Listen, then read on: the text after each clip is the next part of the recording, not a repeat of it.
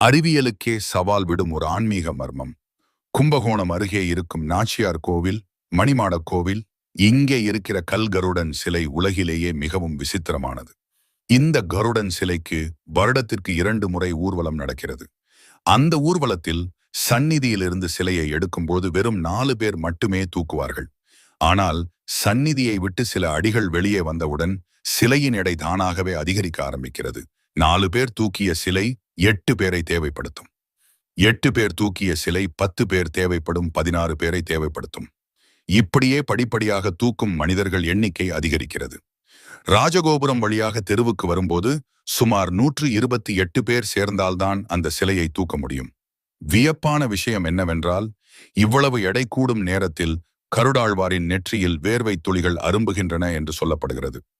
ஊர்வலம் முடிந்து மீண்டும் கோவிலுக்குள் செல்லும்போது சிலையின் எடை படிப்படியாக குறைய ஆரம்பிக்கிறது. கடைசியில் அதே 4 பேர் மட்டுமே அந்த கருடன் சிலையை சந்நிதிக்குள் கொண்டு சென்று வைப்பார்கள். பல நூற்றாண்டுகளாக தொடர்ந்து நடந்து வரும் இந்த அதிசயம் இன்றும் அறிவியலால் முழுமையாக விளக்க முடியாத ஒரு புரியாத புதிராகவே இருக்கிறது. உங்களுக்கு தெரிஞ்சா கமெண்ட்ல சொல்லவும்.